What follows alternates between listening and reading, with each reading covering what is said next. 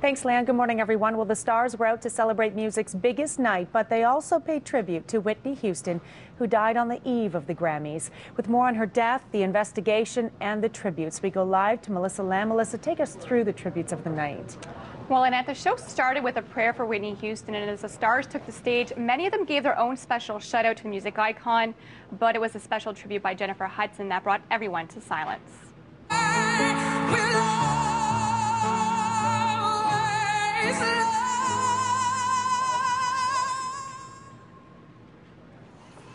Hudson was emotional as she performed, having to fight back tears. Now, Houston's last performance is seen here in this video at a pre-Grammy party Thursday night, where she unexpectedly took the stage.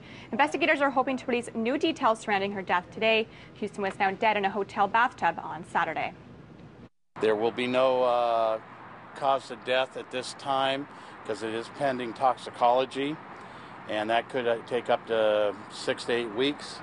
At this time, her cause of death is deferred, and we are finishing with all of our testing, and will be an ongoing investigation. And when news broke of her death, many stars took to social media to express their sadness. Annette? All right, thanks for that. Melissa Lamb reporting live this morning. A moment of silence will be held at Carleton University today to honor a student who was found dead on campus. Police were called to the Prescott residence on Saturday. They say foul play is not suspected. Counseling is being provided for the students, and the moment of silence will be held at noon.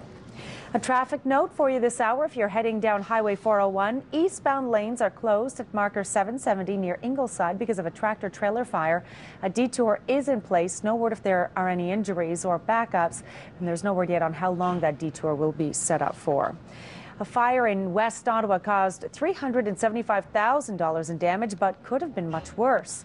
The blaze started in a metal shed on Kinburn Side Road Saturday night. The building contained chemicals and stood about 200 feet away from a family home. Fire crews worked hard to keep the flames from spreading to fuel tanks beside the shed. They managed to save everything except for the building, a tractor, and a vehicle.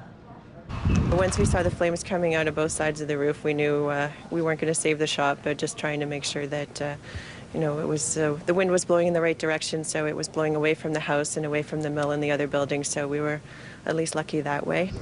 There were no serious injuries, although one person was taken to hospital with high blood pressure. In Athens, Greece, firefighters are cleaning up after a night of rioting over new austerity measures. Stores were looted and burned, and more than 120 people hurt during the violence. Lawmakers approved the austerity measures in order to ensure the release of $130 billion in bailout money. The news did not appear to have a big impact on Asian financial markets, with Japan's Nikkei index closing slightly higher. Now economists are anxiously waiting for North American stock markets to open. And finally, military planes are flying in emergency food to eastern Romania, where thousands have been stranded by the heaviest snowfall in memory. Authorities declared an alert earlier today. 6,000 people have been cut off for days, with dozens of major roads closed and trains and schools canceled. Soldiers are helping clear the roads, which are buried in up to 4 meters of snow in some areas. Hundreds of people have died during the cold snap in Eastern Europe, including 74 in Romania.